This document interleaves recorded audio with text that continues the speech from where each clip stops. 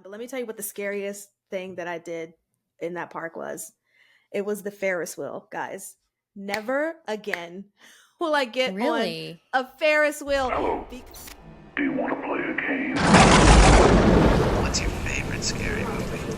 Be afraid. Be very afraid.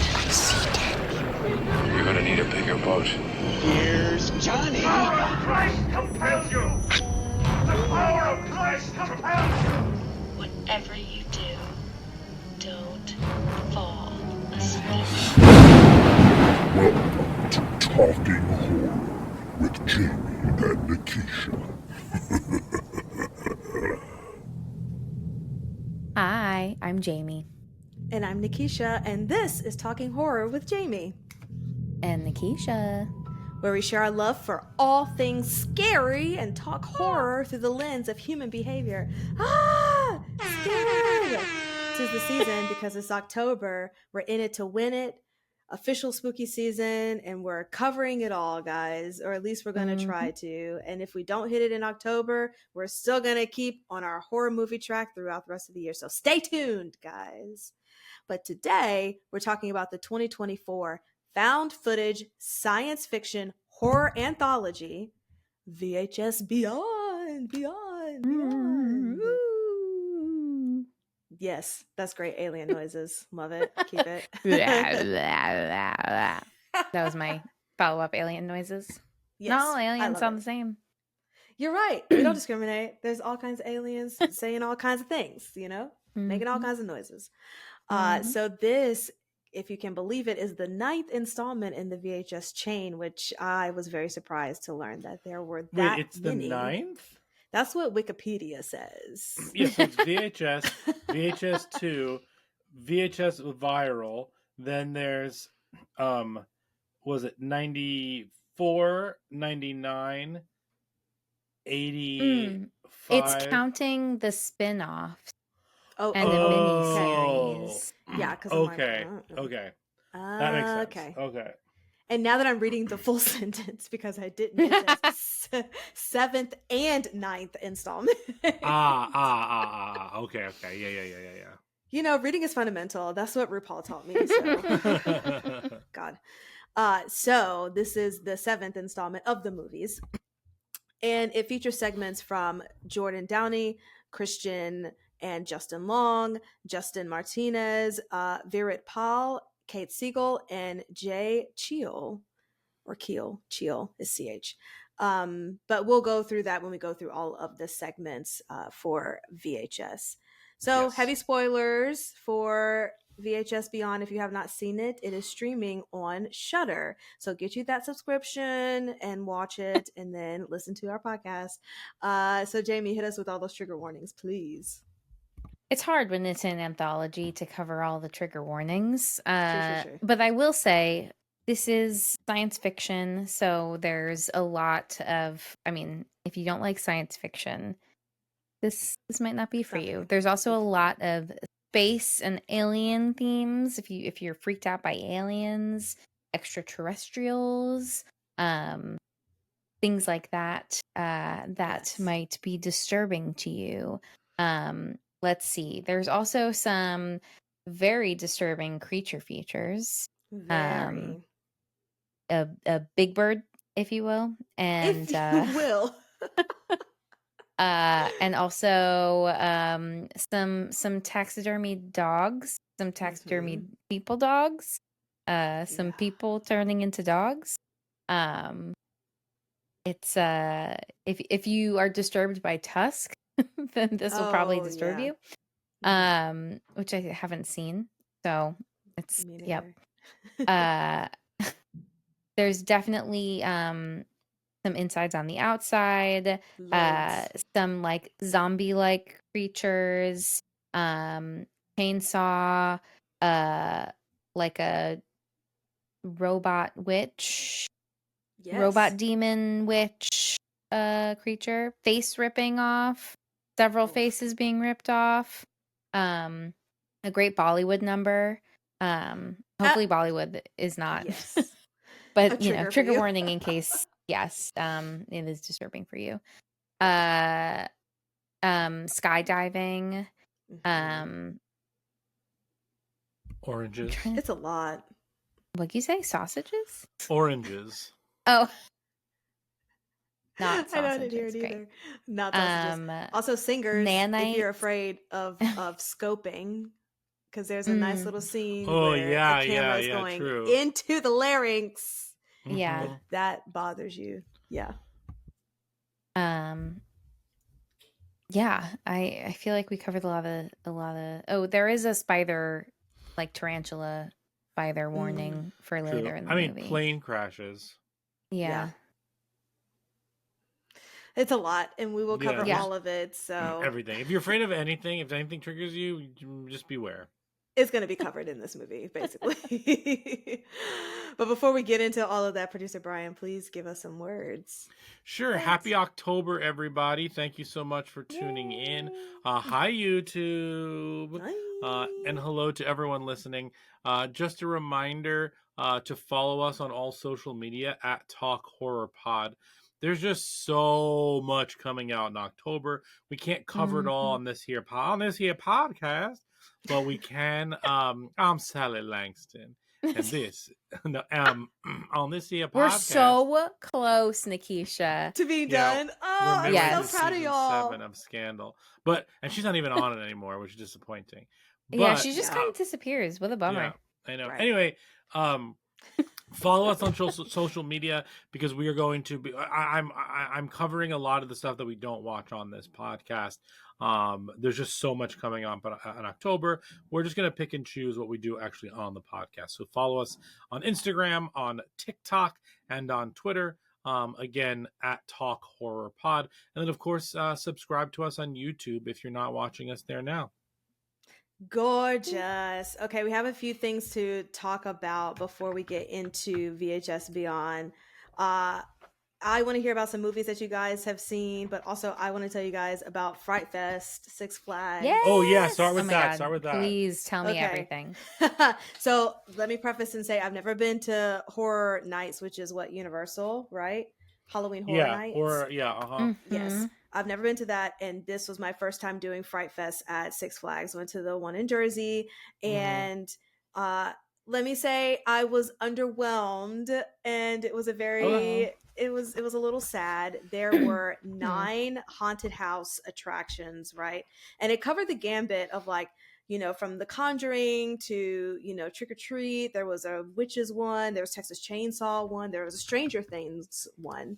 And we got passes to get express passes into all of the haunted attractions so that we wouldn't have to wait in line. And we went to 8 of the 9 haunted houses. We went to all the one except for Trick or Treat. And, you know, the worst one was Stranger Things. And I had the longest line, and I felt so bad for the people waiting in line for that. But it was very it felt like it was last minute thrown together. Let's get Spirit Halloween decorations and, like, you know, put it out there. But the best one was a witch's haunted house, but it was a mirror maze. And those are always, like, crazy because you're just running into mirrors all the time and don't know where to go. But then they turn off the lights for like 10 seconds and you're just, like, in the dark and hearing screams and all the things. And so that was, like, the most fun.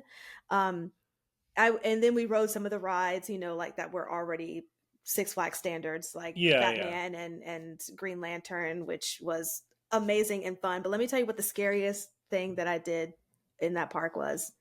It was the Ferris wheel, guys.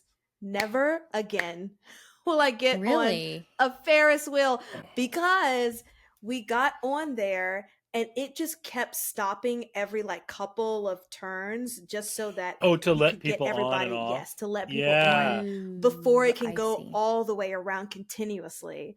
And so then you're just kind of not even at the top, dangling, the wind is blowing, and you just feel like you are dangling on a piece of dental floss. It was the scariest thing to me, because I was like, this is how I die on a freaking Ferris wheel and Six Flags in New Jersey, because anytime anything moved, even the slightest bit, like, your whole little thing you're on is just shaking, and it is very scary. And you feel like you're stuck up there.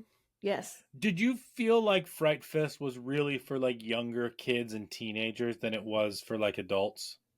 Absolutely, hands down, 100%.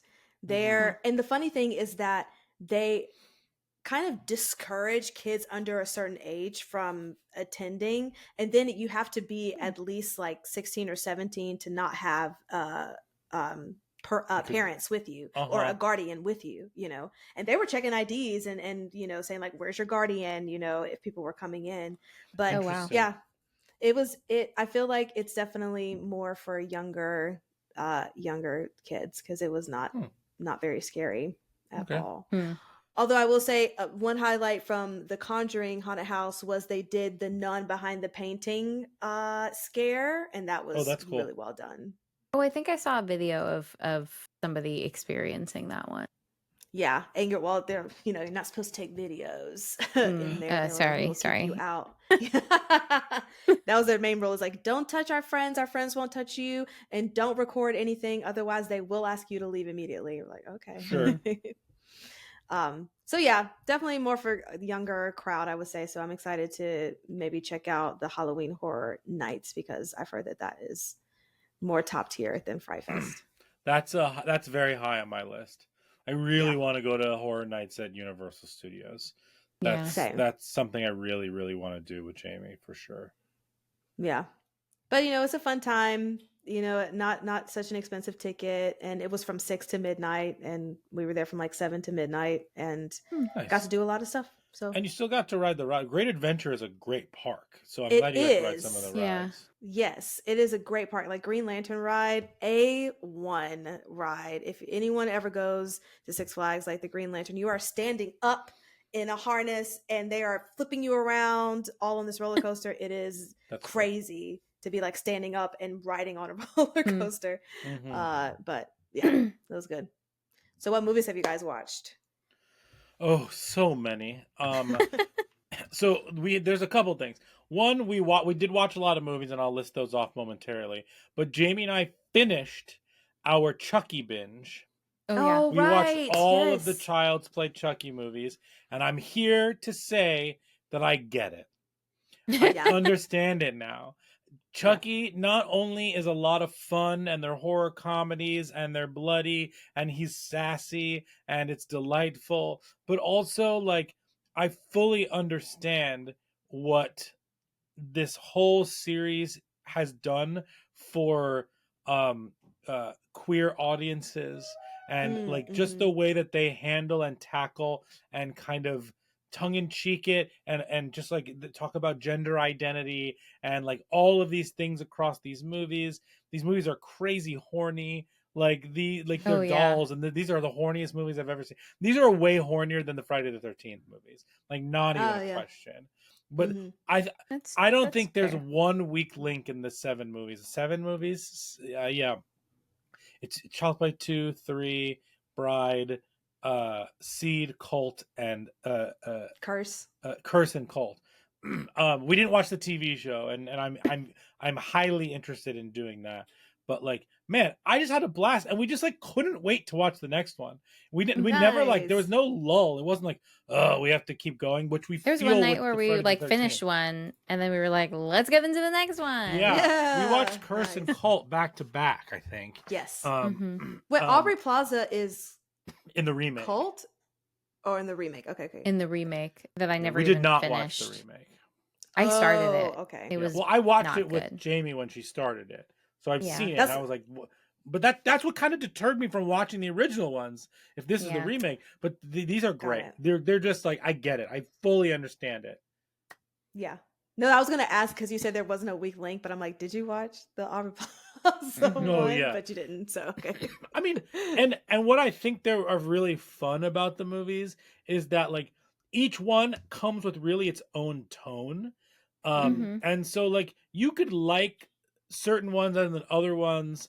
Like you know, you have the original ones which are like wacky and tongue-in-cheek. Then you have the Bride, the Tiffany ones, Bride Mhm. and Seed, that are just like bonkers nuts. then you come back, they tone it down a little bit and they make it more of like a murder mystery, like weird one with Curse. And then Cole is just like, you know what? Let's combine all of this into one fucking nutty, Yes. bananas, crazy like romp.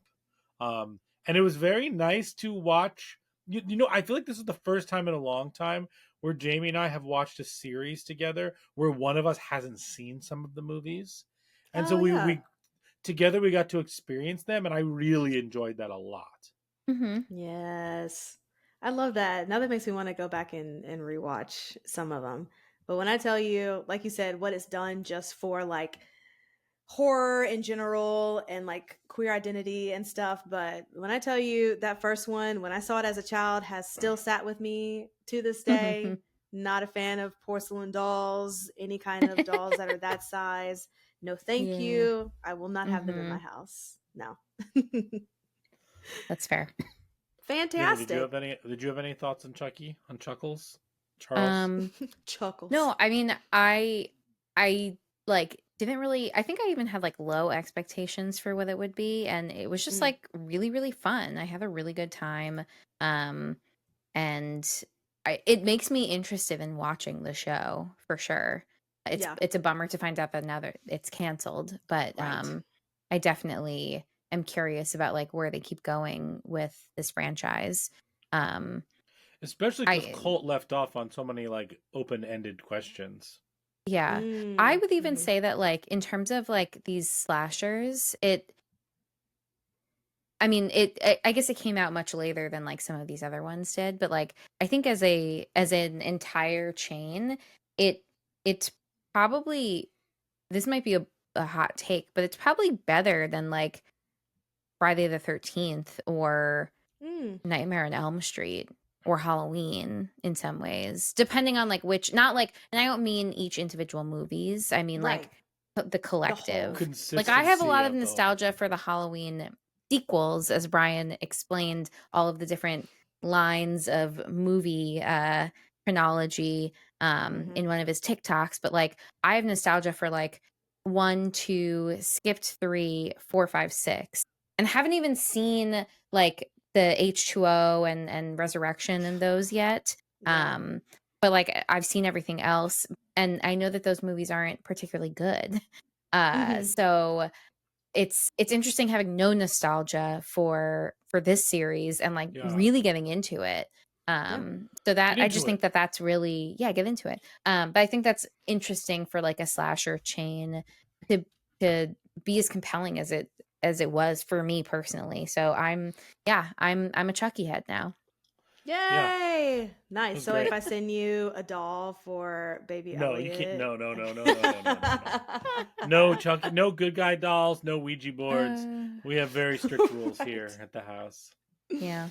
Obsessed. But I love it. I also watched a boatload of movies. So, we watched two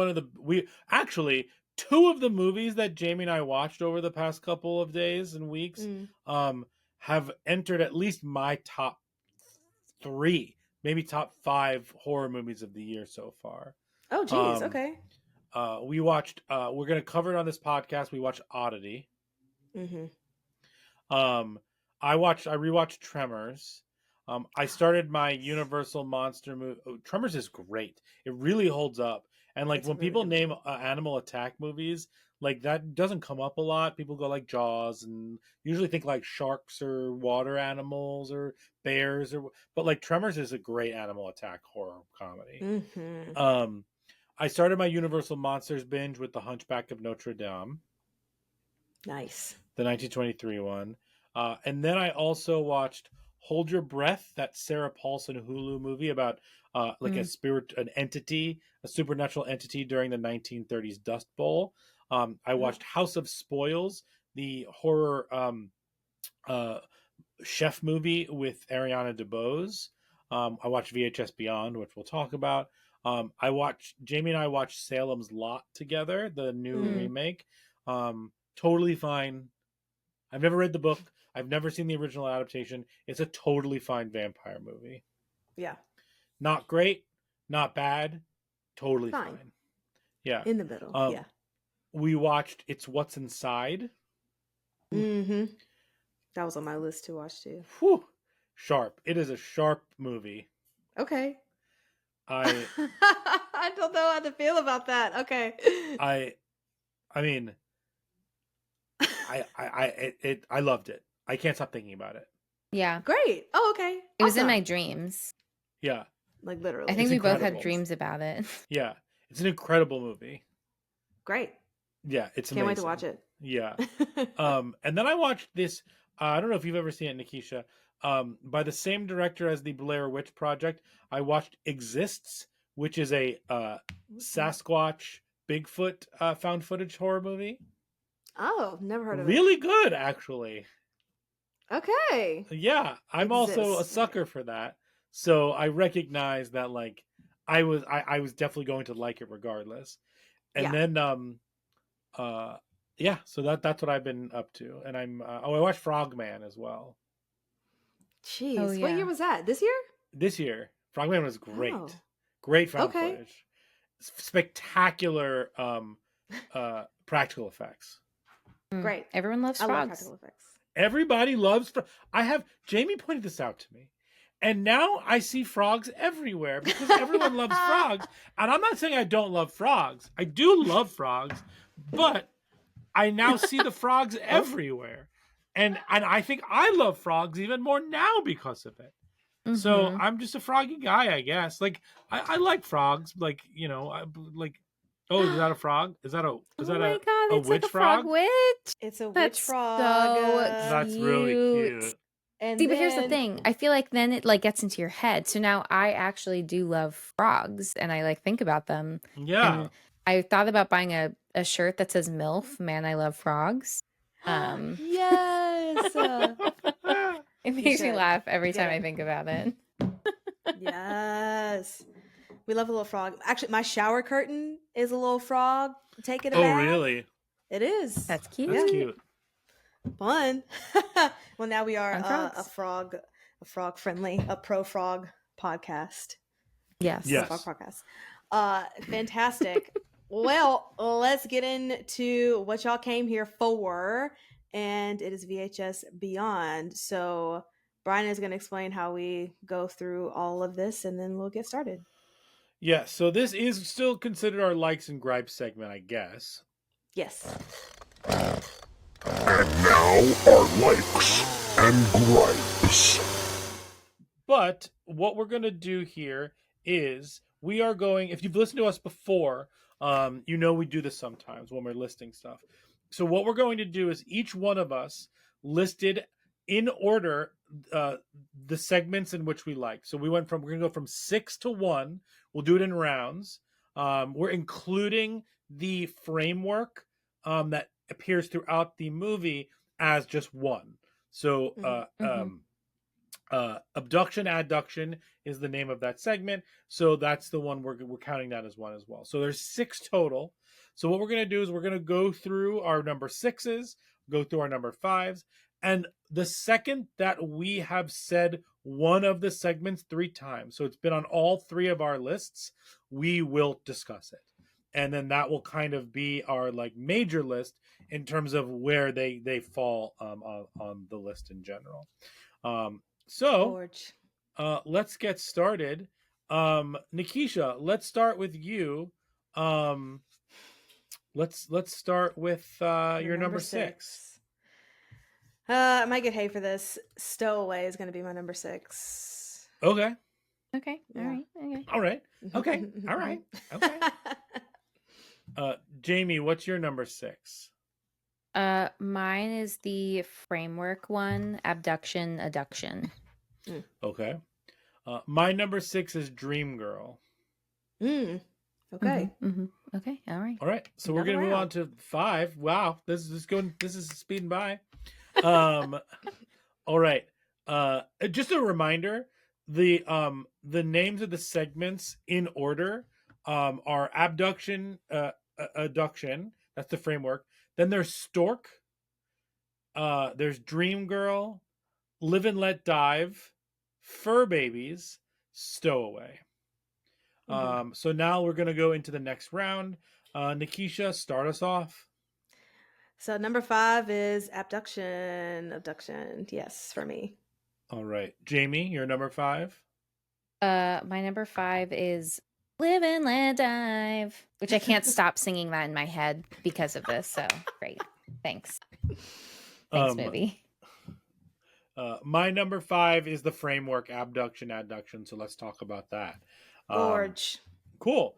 Yeah, so this was pretty low on everyone's list, but we've done this before for the VHS movies. I feel like this is standard where like the framework is pretty low on all of our lists in general. Yeah. It's hard to keep the attention of it when there's so many other things going on. And I think I'll just say for me, I did like the idea of it being a like documentary type thing throughout me it because too. I feel like They've done that before, right? Yeah, I don't kind of in know. the last one. In it was With the last one was Rory? 85 with Rory. Yes. Yeah. Right. Yeah. So I like that it pulls everything together, right? And it's like you know what you're getting into. This is what it's going to be about aliens. So like let's start it off with a documentary type thing about aliens. So I liked that. I just think that it doesn't really lead to anything until the very last segment when they are showing the footage of what happened to the son that stayed in the house. I will say again, like I mentioned before about scoping, I thought that was a really cool angle. It wasn't scary, and they hyped it up to be something that was going to be just so disturbing to see. And it's like I saw this at the doctor, 2 months ago. Like I'm just seeing a larynx. Like this is not, disturbing for me. So yeah, I just think that it fell flat when they actually showed the footage. But yeah. Sure. How about y'all, Jamie? Yeah, it just I feel like with the frameworks, it's really hard. I feel like that's probably the most challenging one because not only do you have to like keep interest across like in between the other segments that have the luxury of being one complete thing in that you're getting at one time, but I feel like the downside is like it doesn't hit until the end. And so like that's really when you get like the effect of everything that you've been watching. But I just wasn't it has to hold your attention enough in those in-betweens. And for me, I was like, I kept forgetting what the framework was. And I was like, oh right, it's like an alien documentary thing. And I think for this one in particular, it was annoying. I find it annoying when everyone's like talking about the thing before you see the thing. And so it's like all this buildup of like, oh, now these people are watching the thing and you'll get to it eventually. And it's like, okay, I don't care anymore. Right. Agreed. And it felt a little all over the place with what the story actually was with the house and who lived in the house and that kind of trajectory. Sure. I just didn't care. It was kind of splitting its narrative between the fact that they found these VHSs that were digitized and this immigrant having this house over all these years, right? And then the Victorian house and like all of that stuff, like setting up the cameras. I feel like there was too much going on in that narrative framework. However, the reason that it's not last for me is because it did two things that I really appreciated. One, I thought it was very clever to, in that fake documentary, include the visual effects reactors in it.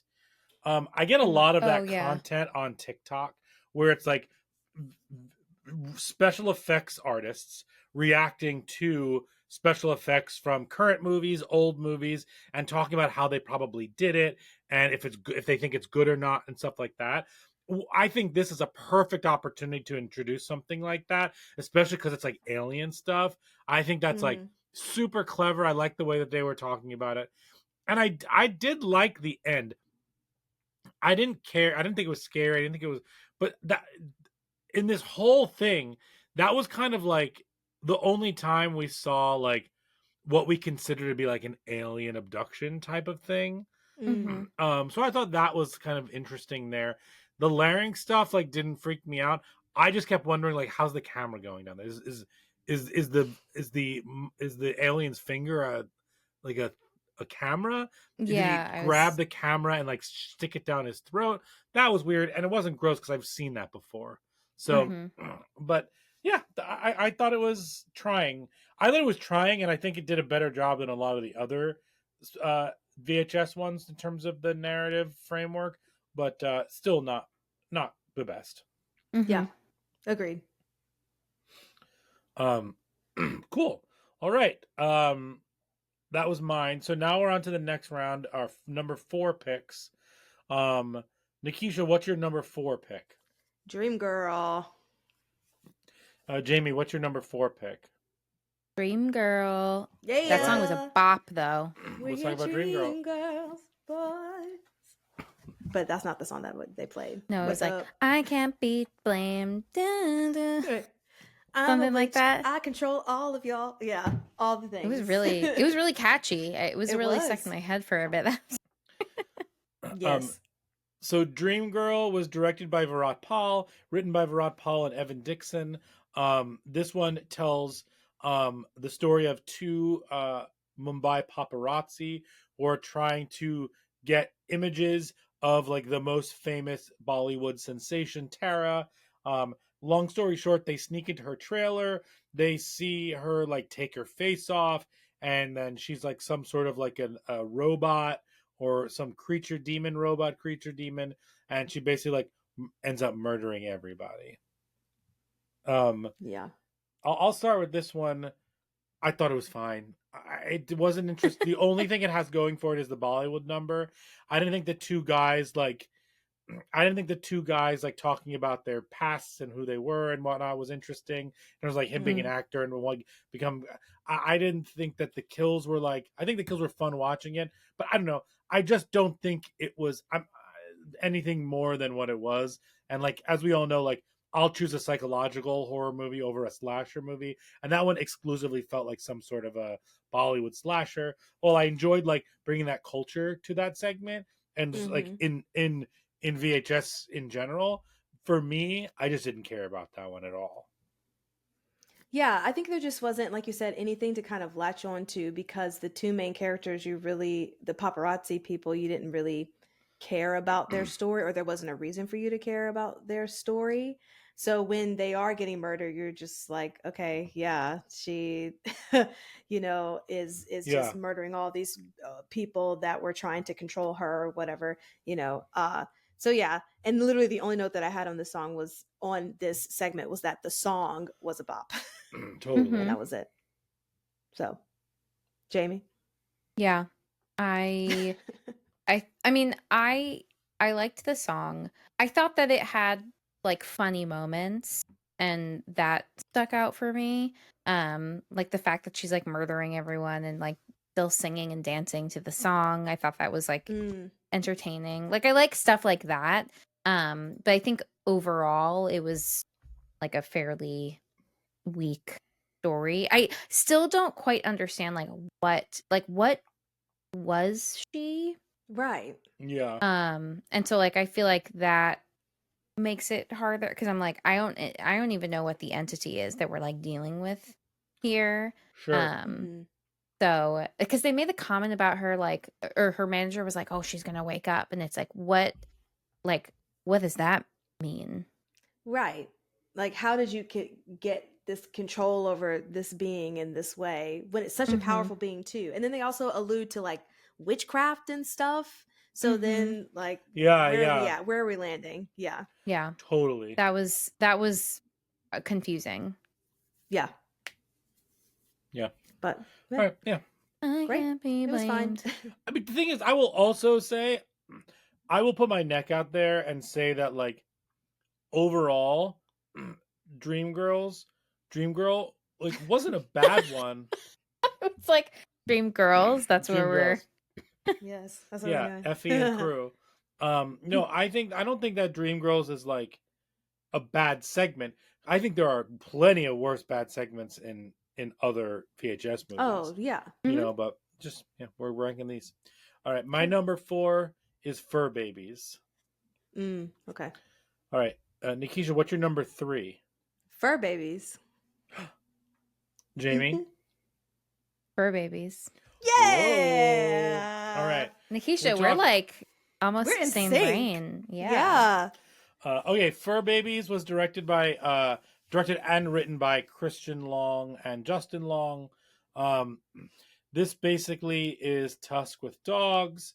Um, basically, God. an animal rights activist group tries to go undercover to kind of expose this like this YouTube doggy daycare woman. They see taxidermies. Anyway, long story short, she starts turning people into dogs, um, and they got, and they get turned into dogs. They The all Mhm. got and God. and then the other ones who go looking for her, the other activists that go looking for their two friends who got, they get attacked by the previous dogs that she has. She's basically Mhm. turning the people into her old dogs. Yep. Because she was That's like, Fur humans Babies. are not great, but you know what? I can train up a dog to be a good dog, or I can Mhm. train up humans to be a good dogs. So, Yep. what a wild concept, which I think is why, well, not I think, it's why it was high on my list because it was just so out of the blue, not normal. And then thinking about kind of the through line of being alien encounters or extraterrestrial whatever is like this had nothing to do with that in any kind of way as well. So I just thought it was really interesting, very creative in the creepiest of ways.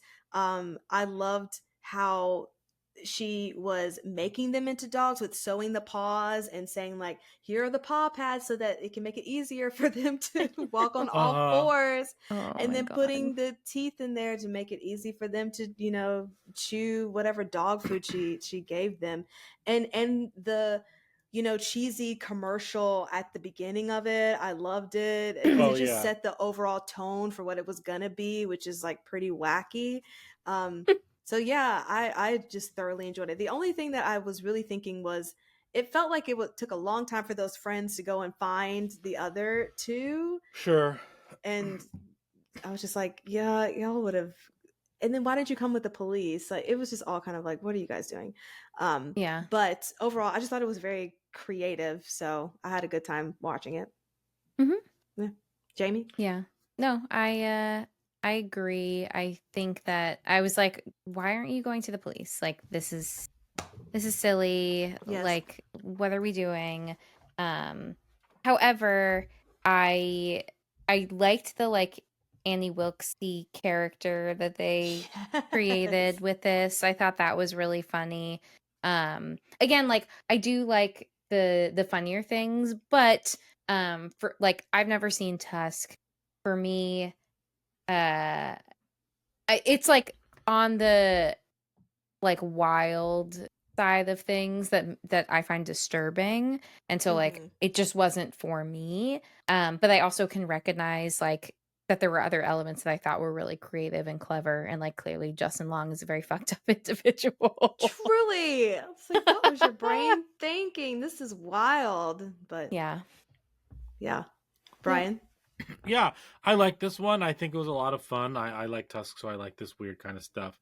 Hmm. I will say I had a little bit of a hard time. So I ranked this one lower than you did. Yes. I think in another VHS movie, this could easily have been number one for me. Um, but um, I liked everything that you two said about this one. Absolutely, I thought the acting was fun. I think everything about it was fun. However, I had a hard time buying that they would be infiltrating this woman's doggy daycare just because she had taxidermies behind her. Fair. Like to me, I needed to be rooting for. I don't know. I didn't really like the animal activist group at all, and maybe that's supposed to be the Hmm. point. But like, Hmm. I felt like they like one, they were awful at pretending, and that just bothered me. Like that just Yeah. Sure. felt like mediocre writing, to be totally honest. Like, oh, I called him Stu by accident, like Hmm. that kind of a thing. And then them going into her house and not really like just because of the taxidermy, they think that something else happening. I just needed more reason for them to be in there and for the stakes to be higher. It just Hmm. felt like really low stakes, and they were just like these like jabroni YouTubers who are trying to like like catch you. And if that's the case, fine, lean into that a little bit more. Aside from the concept of them turning into dogs, I felt like everything wasn't strong enough to get us to that point, but getting to that point was a lot of fun, if that makes sense. Yeah, Mm-hmm. I get that. I buy that. But and Yeah. I think too, Brian, I would probably err on the side of like we're not supposed to like those activists because I felt the same way. I wasn't rooting for them at all. Yeah, They all no. seem like awful people, even though like Yeah. they're Yeah. doing a good thing, but like themselves just seem like not great people. Yeah, and Mhm. that's Yeah. okay. They it seemed very up their own asses, and like Yeah. that can be, I mean, and you want someone you can. Sometimes you want to have someone get tortured like that who's a little bit douchey, because like Justin Long is a douchebag In so many In things. person? in Tusk, and No. like just talking about like that, but like I don't know. Barbarian. Yeah, Oh, right. Yes. Drag Me to Hell. yeah, Oh yeah. Like he really like Brian was in Drag Me he to plays Hell. like the douchey guy in a lot of these horror movies. Yeah. I forgot about that. Drag Me to Hell is great. After Yeah. I love that movie. So good. Fantastic. Okay, Brian, what was your number 3 then? Oh, my number 3 was Stork. Cool. What's your number 2? So now we're on the number 2 round. What's your number 2? Stork. Jamie, what's your number 2? Stork. Same We got Yay! Stork! All right. I'll quickly go first because I only have like 3 things to say about this. One, Okay. I have 2 positives about this. I absolutely loved the first-person shooter video game aspect of it. I thought that was Agreed. great. Times a million. I thought that was Yes. awesome. It felt like I was watching somebody play Resident Evil or something. Yes. Like that. 2, give me a creature. Give me a creature, and I'm all in. Ratma, Stork Boy, like Yes. this. I'm all in. The reason this is not number 1 and the or higher than this, I would say, not even number 1, but higher than this, is because it felt like actors playing cops. Like a little over dramatic. It was they were just like leaning into what a cop might say, and like leaning into like the brotherhood of like police force. Like For sure. it felt very like we are actors and we have learned what policemen are like, and now like it just did something about that aspect of it felt off. So it really took me until we got to that first person shooter aspect to really get into it. But once I was clicked into this, like I was all in on this with the band-aids and everything. So that's what I'll say about that. Yeah, I will piggyback off of that because I am not a first person shooter game type. I can't play them. I'm awful at them, but I will sit and watch it because it looks really cool. And that was one of the things that I put on my notes was that these shots are just so fantastic. And there's just so much gore. They're using all of these different, and it feels like a video game because they're like changing the weapons that they're using to kill these like zombies, which I thought was like a really cool touch.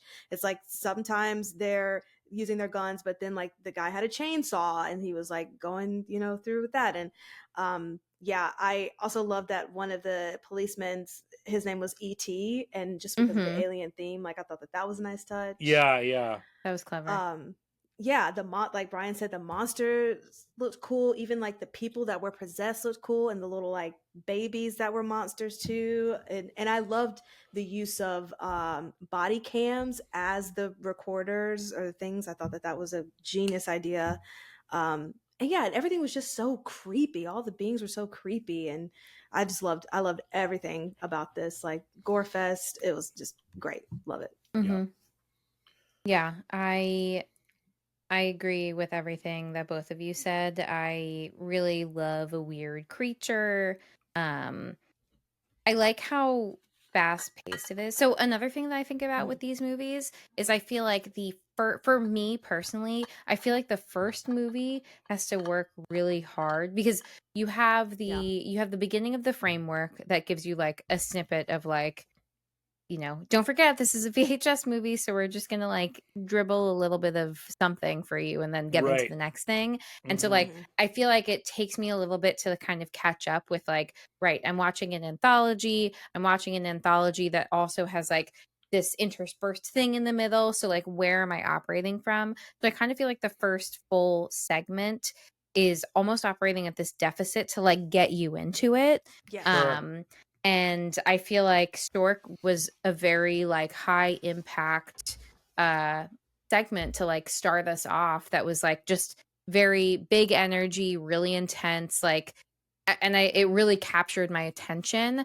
And I felt like it felt similar to Ratma, where it's like they're just coming in hot and like, all right, here we go. Like I really appreciate yeah, I love a weird creature, but I really appreciate that. I think meeting me where I was at, of like, you got to just throw me into it and like let's just go like ham, in order for me to really like kind of then follow the through line of like, now we're switching gears into something else. They're all really short, and you have to kind of like fully immerse yourself as quickly as possible because you only have so much time with these characters and the context and the story. And yeah, I think it was really effective, and it was very funny to me that it ended with the picture of all of them with the With the stork stork. creature, Yeah, I like that. holding it up. And that, out of a lot of these, that does feel like the most likely to get its own spin-off, this like ragtag group of like kind of pseudo police force that are taking down all these like weird creature things like that. Like the Men in Black. Yeah, I mean, yeah, I Yeah. guess that already exists. Yeah, exactly. I mean, Yeah. they might not Just have all bounce these with like it. fun. Sorry, do you want to do the whole The good theme guys song? dressed in black. Remember that, just in case we have a face to face and make contact. That I know more of it, but I'll stop there. I'm obsessed. Yes, producer Brian. Get into Show it. off your skills. Get Yeah, into get it. into it. Get into it. But yeah, I enjoyed Stork. Stork is definitely gonna stick around. I wish the bird had a name. Yeah. Let's So that you see. I can don't say think hail stork name. I think whatever. it's just Stork. Yeah, I It want to is, say yeah. Hail Stork. But I'll just say good job, Stork. And Good what I job, also Stork. liked about Stork is I really like that the my assumption is that they all had that band-aid over their head because like it was like with its digging into Pecking its and brain, like and like taking its Yes, like brain out, pecking. like yeah, I thought that was cool. And it was basically taking the kids and like feeding on the children or like turning them into other birds. Like I like that it was like not totally clear. And that was okay for that one because the cops needed to Mhm. take out Stork Boy. Right. And I loved at the end where you just have the shot of the stork head and you're like, oh, it's still alive, still alive. And then the guy comes and like smashes it with his Yeah. foot. It's like, Oh, it was so yeah, good gooey and decisions. like, oh man, amazing. It was Yeah. so funny. Fantastic. Mhm. Oh, they call them brooders. Brooders? Not the stork. The stork is just the stork. Those were the but zombie, the zombie things the are zombies, called okay. brooders. Yeah. Cool. Okay.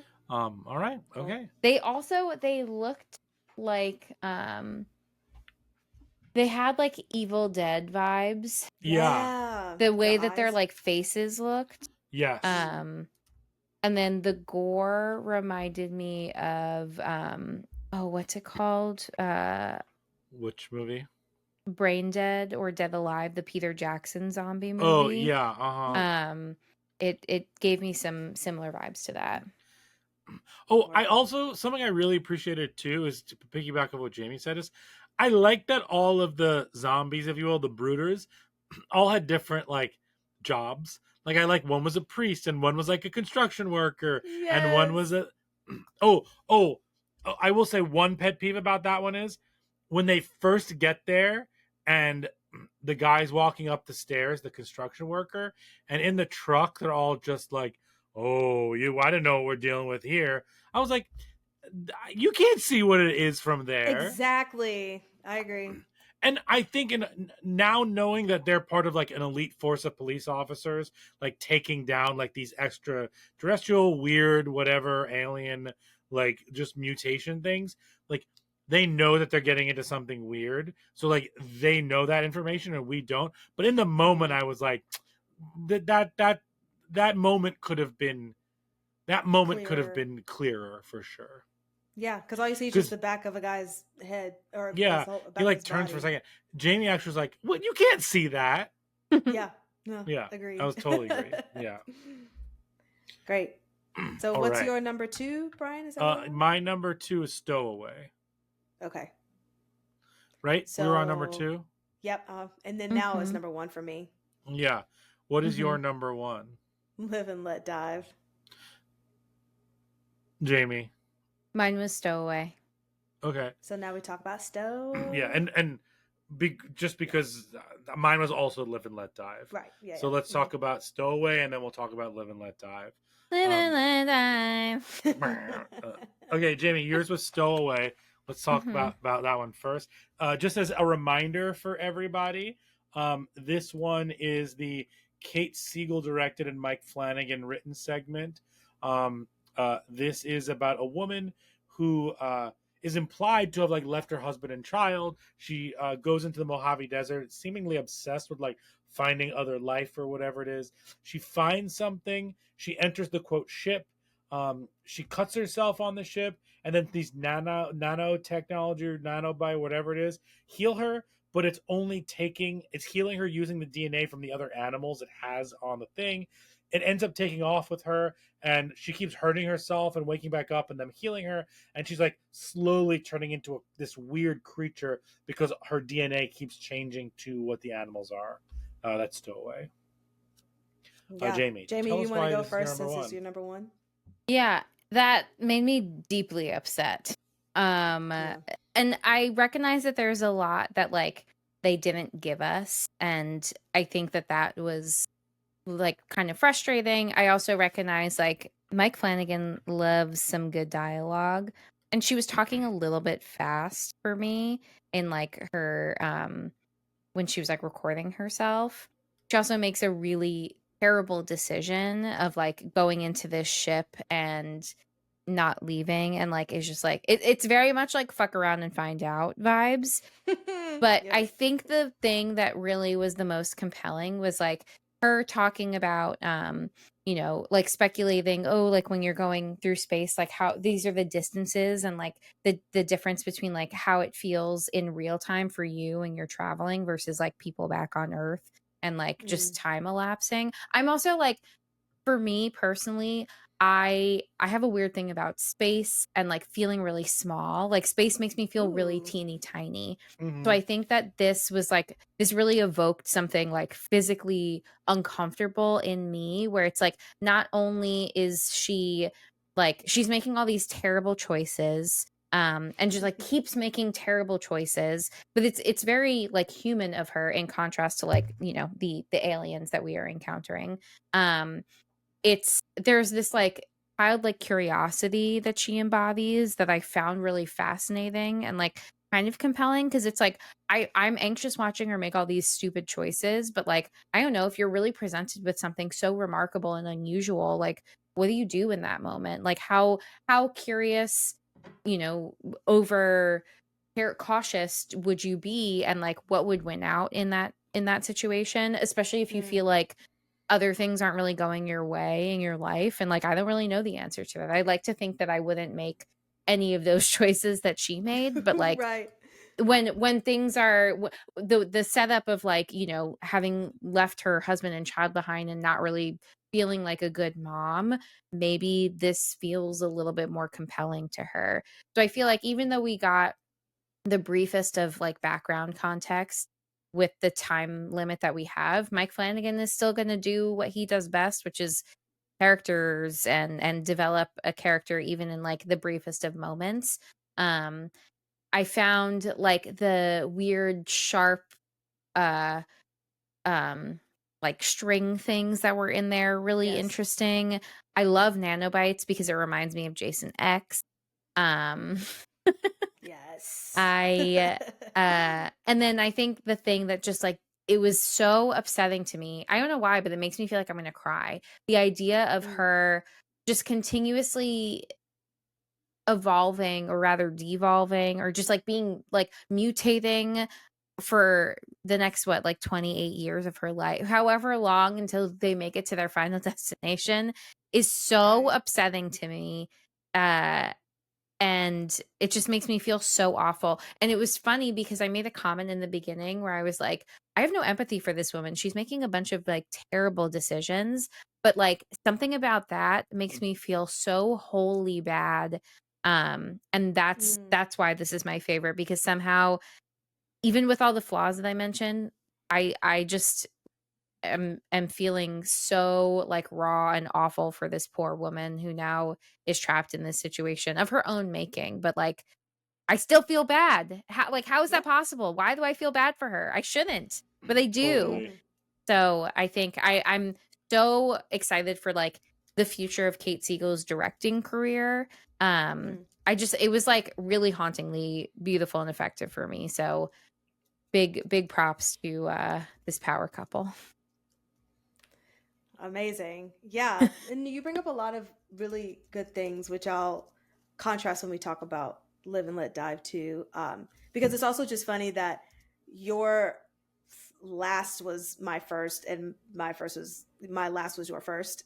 And it's based on like phobias, essentially, that we both have, which is so funny. Sure. But we'll get to that when we talk about that. But yeah, I think that because everything else was a little more fast paced, this one just felt a little slow for me because she was talking a lot. And I just thought that there was a little too much dialogue in a sense. Yeah. And I'm like, I just want to get to like what we're doing. But I will say I did also enjoy that the nanobites and the idea of like her just forever mutating. And it is sad because there is a moment where she's just like, could y'all stop? Like, I'm done. Like, I don't want to, have to keep regenerating like this in this way anymore. And, we don't even fully see it, and that was also, really great. That we didn't need to see all of it to feel what was happening. So it's more so of just like you said, Jamie, tugging more emotionally than like having insides on the outsides and jump scares and stuff. It's like, we know what's happening because we kind of saw the steps to it, and now it's just exacerbated, however much. So I thought it was a very cool idea. I will say, when she first walked into that thing, I thought it was going to be like the mouth or like, of an alien or something. Oh, and she was just going to interesting. get like swallowed up. So I was just like, girl, why are you walking into this thing? And then I think what I just did not like this character. And Jamie, to your point of like her making all these decisions, these not great decisions, it was just like not great decision after not great decision. I just felt like when we talk about peopling, that she just wasn't. And it's like, maybe it's like you said, Jamie, it was because of like where she was in her life with her child and her husband, and maybe, her reasoning for it is her reasoning for it, right? But it still was just hard to watch and get through, just making all these decisions. But I did enjoy the idea. And of course, like, I will stand Mike and Kate every day, all day. But in the context of what was given in this VHS packet, it just was low on the list for me. But not that I completely hated it. Like Brian said, like, I like this more than other segments in the VHS, but it just wasn't my favorite of this bunch. So yeah. Yeah. That's fair. I definitely think a part of me is biased because it's Kate Siegel and Mike Flanagan, excuse me. I don't want to like brush that on the rug for me specifically. However, I will admit to not enjoying this segment as much as the other ones while watching it, but this one is one that I've been thinking about the most from this. And that's after the fact, and that's what bumped it up. And I think it's because of the themes that Jamie previously mentioned.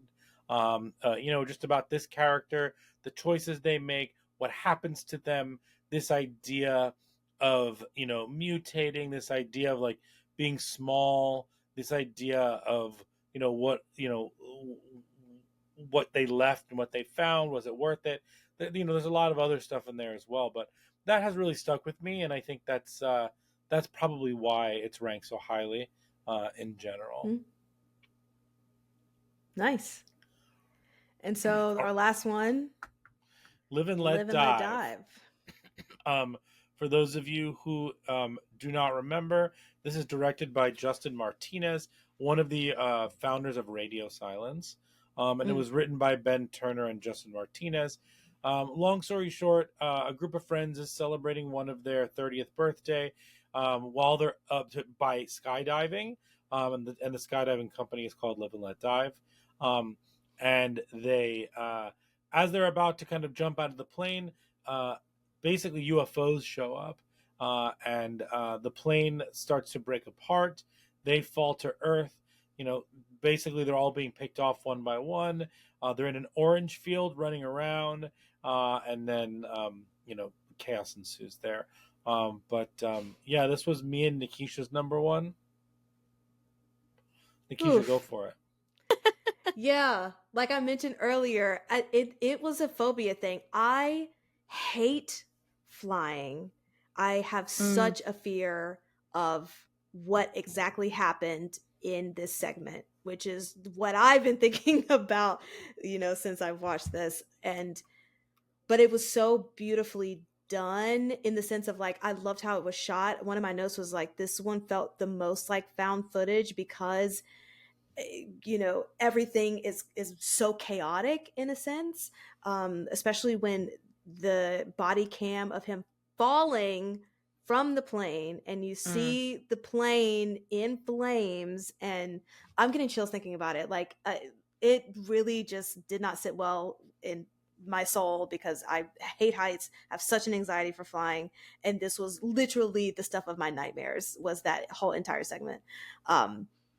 But I also did enjoy the idea of like it was aliens, so that's what like deterred the plane, and that's why Sure. what happened. That's what why it went down and all that stuff. But then the decapitating by the parachute, wild, because when he's falling from the sky and still calling for his friend, I'm thinking you don't hear your friend, but he feels him because they're attached to each other.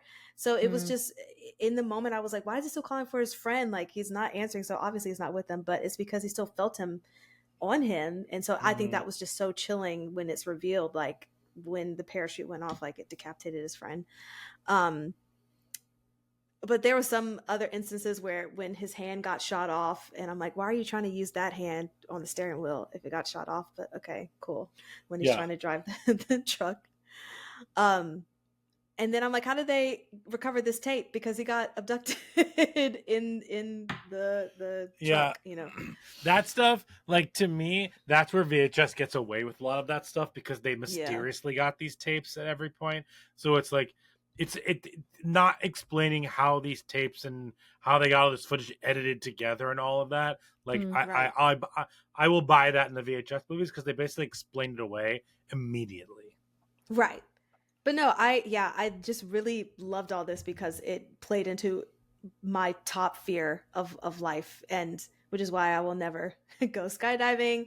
I will only be on a plane if I need to be, and that is that. But I just I don't know, I just really liked it. A lot of insides on the outsides. I liked the alien creatures. I thought those were cool inside the they were like, weird. Yeah.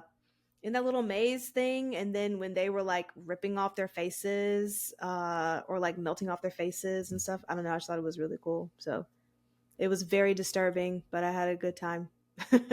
Brian? I also liked that it was in 3 parts. Like it was a clear 3-act structure, and you didn't know where it was going to go. So like all of a sudden you're in the, the aliens are going to show up when they're in the plane, and then like it breaks and they fall into this orange, and them falling is act 2. Then act 3 is them in the field and the oranges field and running around. I thought that the first person of the guy like playing the Noah character, whose birthday it was, like I thought his acting in terms of like how insane the situation would be and how like upset he was about his wife and all of that. Like I thought that was all like genuine. I can understand why this one could be grating. It's a little repetitive and the screaming and all of that, like the segment in general. Mm. But I just had a great time. I was all aboard for this one. The tension it built, I was fully engaged the whole time on this one.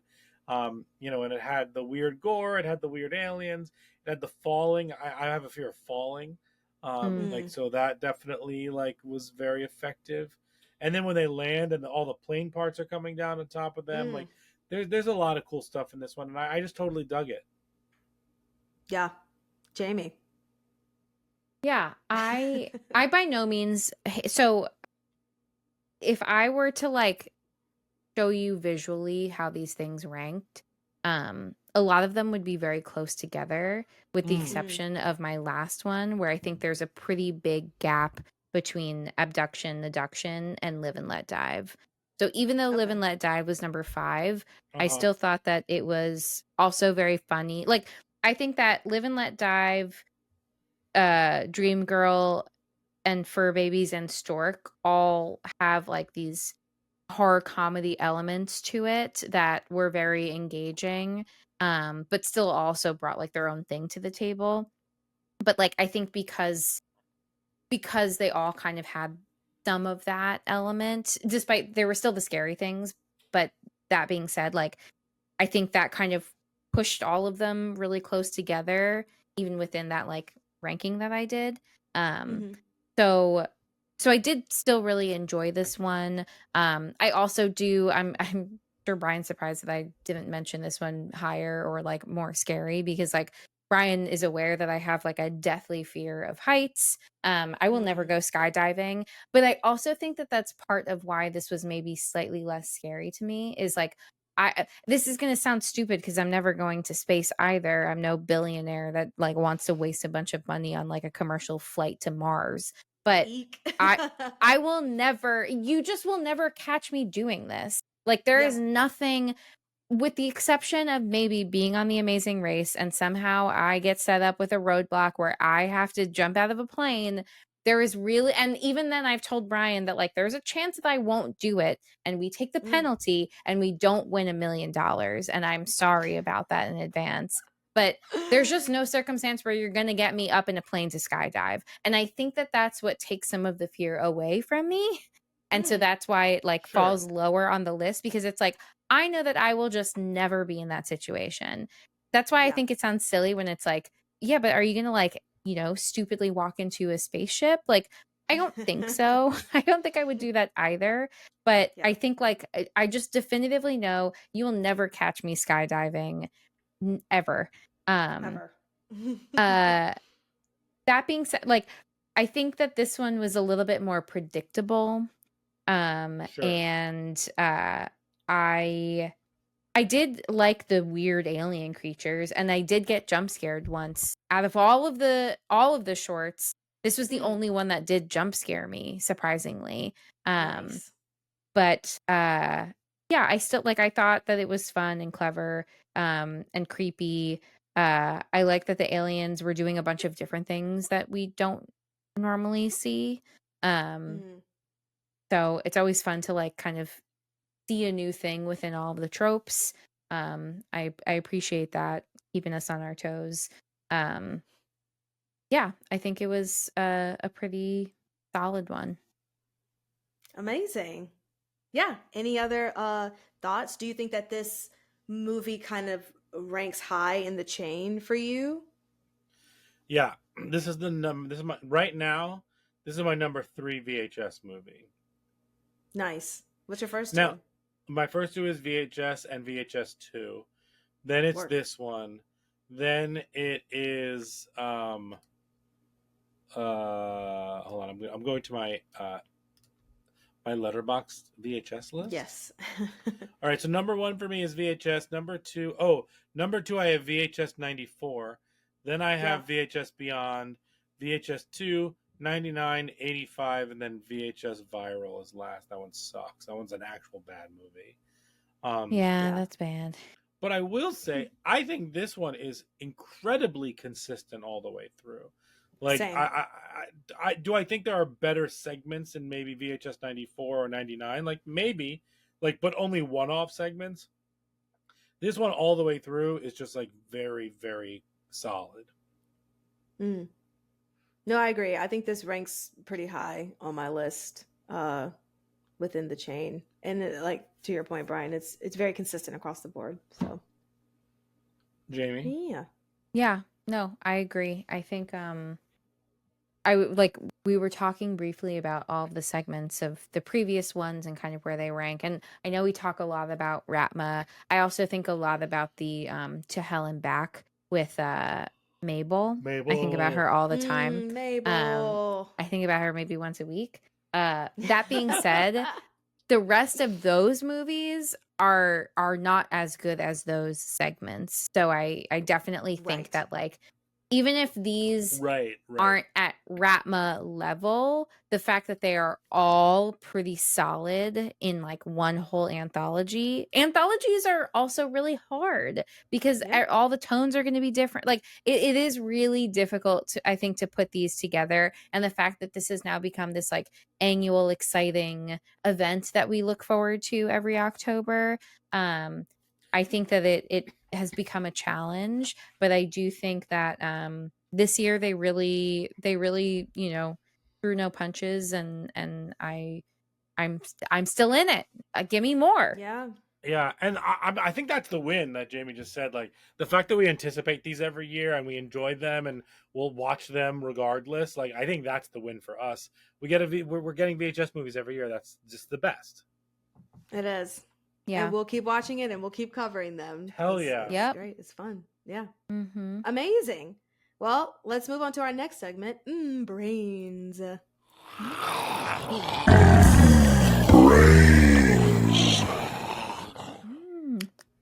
Tasty. Tasty.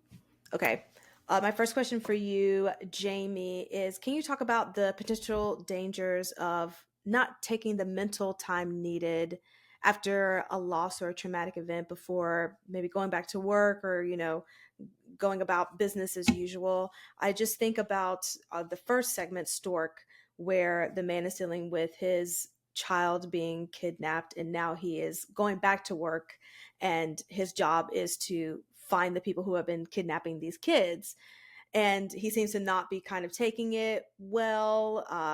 He's not kind of listening to uh, his boss, and kind of creating some drama within himself and the people he works with. So can you just talk about the need to maybe just take time?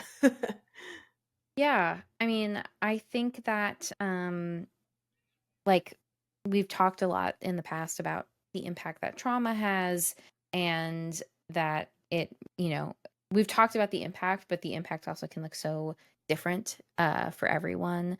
Mhm. But ultimately, like, it's hard to not feel something, Mhm. even if you're trying to maybe compartmentalize and like push all those feelings away, which I think sometimes like the the choice to like get back into your routine, or like the desire rather to get back into your routine is pretty high. But I think the challenge is like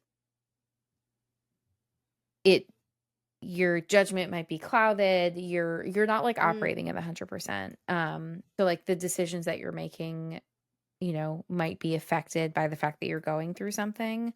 Mhm. um and I think that's something to consider before, returning to the norm. Because I also think, like, what is business as usual? What is the norm? Mhm. Um, I, after going through like a life changing event, I think it's going to be a new normal that you're experiencing. Yeah. And like that's going to take some adjusting. And like, I think, again, there's a desire to like push through and not have to experience the challenge of like whatever that change now is going to look like, and the desire to like go back to something that like you can no longer return to. um so I think like giving yourself time for like sitting with all of that before just like powering through, or acting like there's nothing wrong after going through something really traumatizing, which kind of feels like what's happening. Yeah, absolutely. And I like what you said about your judgment being clouded. So you might not be making decisions like you normally would Mm-hmm. pre whatever traumatic event has happened. So taking the time so that you can move forward is going to be the most helpful. Yeah. I mean, I think we even see it in this where like E.T. is the one who is one of the fathers of the missing babies and then Hmm. ends up just like powering through, like trying to get through more quickly and um then has his brains eaten. Uh Yeah, so that's unfortunate. it is. But It's like, again, important to recognize that like maybe if he had taken more time to like make thoughtful decisions in that moment. I mean, A, would he have been in this situation? And right. B, um, would he have like thought a little bit more before just kind of being like literally going headfirst into a situation that he didn't know what he was walking into by himself without any support? Right. Yeah. TBD. No, I agree. So take the time that you need, guys. The work will be there, but you got to think about your own mental health and how you can move forward in a healthy way. Great. Mm-hmm. My next question has to deal with the mother in Stowaway. So it's implied that she has left her child, her daughter, and her husband in order to pursue trying to find extraterrestrial activities. And there's a moment where she records over her daughter's birthday and she makes a comment of, oh, I recorded over this, but you know what? There'll be more birthdays. And it had me thinking about the mentality of, oh, well, I already am not doing a good job at this, or, Mm. I'm not being successful in this. And so it's okay that I'm continuing to just not do a good job. And that might be a little bit of a reach, but that's what I thought about in the moment. So my question to you is, why do you think that that is the most kind of common response or first response or reaction, instead of finding ways to maybe start anew so that you can start to do better? Like, why do we sometimes just think like, oh, well, we're already down this path of, maybe not doing well, so we'll just continue down this path that might be the easiest. Yeah.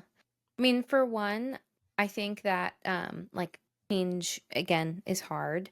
Hmm. Um if if she is like trying to, start anew, if you will, like I think that it's going to take a lot of work and sometimes like it's hard to justify putting in the energy to do that work.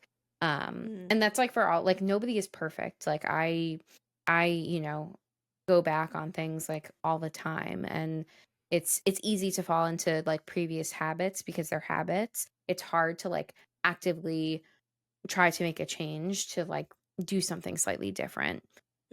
So there's that. I also think that sometimes there's like that self-fulfilling prophecy mentality where it's like, oh, like if you already convince yourself of something, then like that outcome is more likely to happen, but not necessarily because it was like predestined to happen, but because you already planted the seed in your head that that's what was going to happen. So Mm-hmm. if she is like telling herself like I'm not a good mom or like I'm not a good partner or like I'm failing in this role, so like I might as well just like lean into it, like she's seeing herself as not being good enough in either of these roles and then that is influencing her behaviors and her behaviors are then continuing to fuel that thinking. So it's like very cyclical of like because she thinks this then she will act in this way, because she's acting in this way she will continue to think this way. Mm-hmm. And it's hard to kind of take a step back and recognize like you know you're not set on this particular path. You still have like plenty of space to make any decision in this moment. You don't have to, you're not only like going to do this one thing and that's it. You have the ability to change and like choose something else. Um but it requires that like self-reflection into thinking patterns and like a lot of Mm-hmm. times again like if you're prone to thinking in a particular way, like an unhelpful thinking style or like a cognitive distortion, if we're talking like cognitive behavioral therapy, speak. I literally was about to come out of my mouth of like, are you speaking on this? Because when you said neural pathways, it just reminds me of my therapist, and she talks about like if you're going down a ski sled and it's like the same path, but you got to forge another one. Yes, thank you for saying that. Sorry, keep going. Yeah, but like it's like I hate calling like the thinking a distortion, so I always say like unhelpful thinking style. So like something like either way, it's like something that is skewing how you are viewing your choices or yourself in this moment. So like if she already thinks that she's a bad mom, like that's not necessarily like maybe she's done things that like do kind of fit into that, but like that's not the end all be all, and she can make other choices that like potentially put her into a different category. But if that's like she has blinders on, that's the only thing that she can like think about regarding herself. And so Right. like that is influencing the choices that she's making. She's like leaning into it, if you will. And I don't think that that makes her a bad person. I think that makes her a person. Like that's like the most human thing that we can do is like, view ourselves one way and then find it more difficult to like change ourselves because we don't think that we have the capacity to change and be anything different. Yeah, I love that. That is a fantastic answer to a not great question, but thank you for No, the that was answer. a really Good good question. That was, Good answer. Good question. that was Good a great answer. question. I think that's also why I like that segment is like she's so flawed and just feels very real, and as stupid as you're seeing her like in making all these like incredibly dumb choices, I still am like, damn, like I don't know if I think about other choices that I make because of the way that I think about things. And I know that I'm often thinking about things like I think about worst case scenarios all the time. Are they true? No. Like I would say like 95% of the time they're not. Or other times where I actually talked about this in my therapy where there's like these moments where it feels like, how is this happening to me? It feels like these things are only happening to me. Like the universe is out to get me. It's like that type of thinking. And it's when you have perspective, you're able to be like, no, I know the universe is not like conspiring against me. Like I'm not that paranoid all the time. But when you're like fully in your feelings, it's hard to have that perspective. And that is true. That's like all you can view and feel in that situation is just like, yeah, the universe is out to get me right now. Like these terrible things keep happening to me. What the hell? Yeah, that's the only lens that you have on, and you're just zeroed in and focused on that. Which that makes sense. You're making me like this segment a little more, Jamie. So way. But I guess it's just a whole representation of kind of like the human experience and how we behave and make decisions, like that particular segment in what you were talking about, just why she's making the decisions that she's making, but it's from a particular lens, and we can all relate to that, making decisions based on a particular lens that we have at the time. Great, fantastic. Well, that's all I have for brain. Should we rotten tomatin?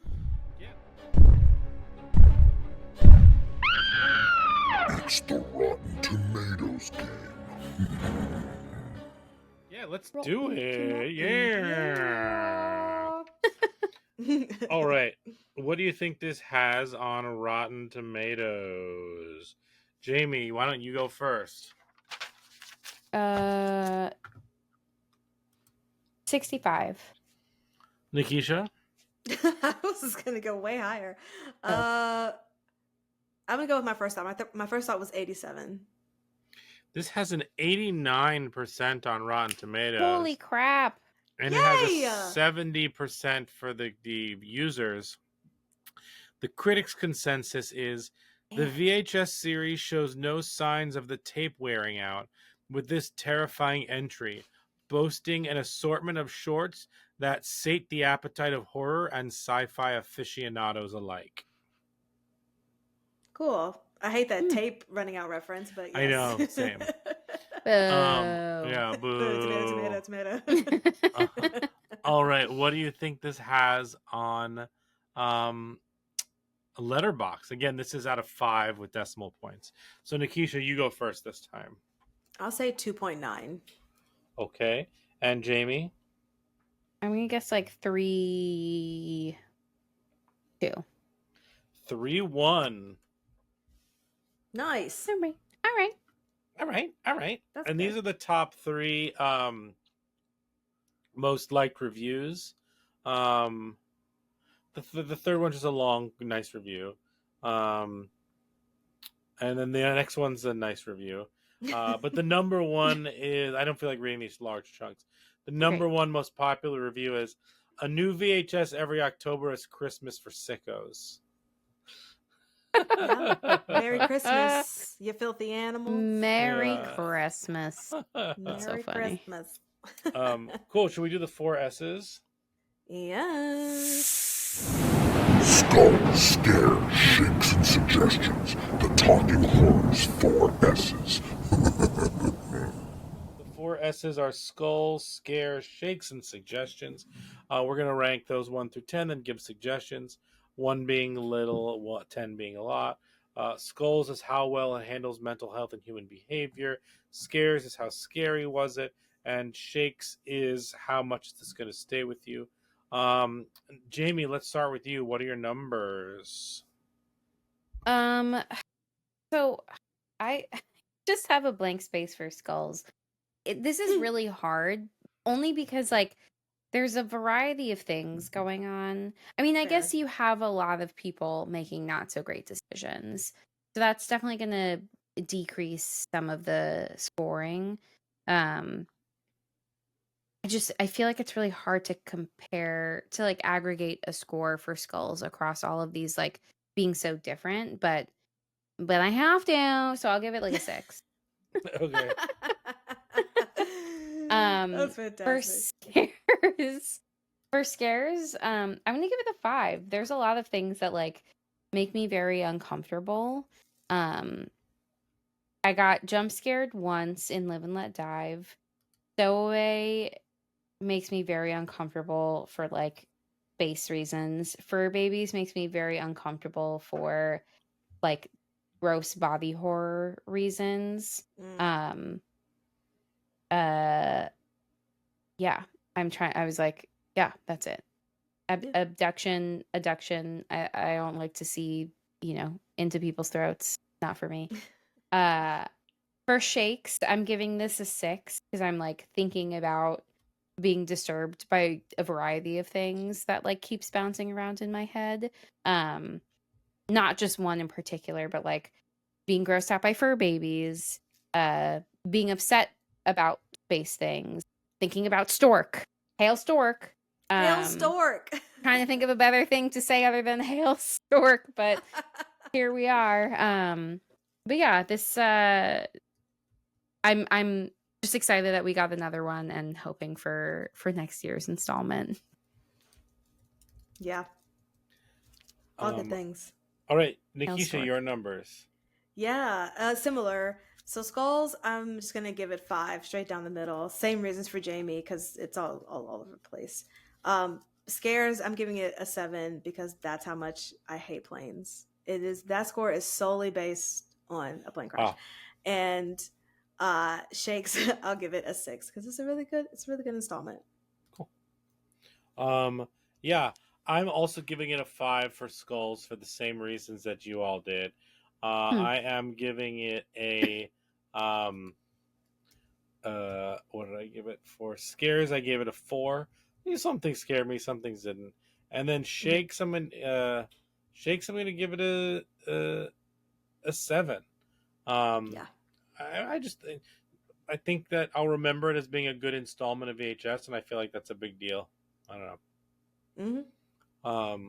Cool. I'll go first with my suggestion. I just said Close Encounters of the Third Kind if you want a straightforward alien kind of epic. You mean no signs? No Yeah, M. Night true. Shyamalan?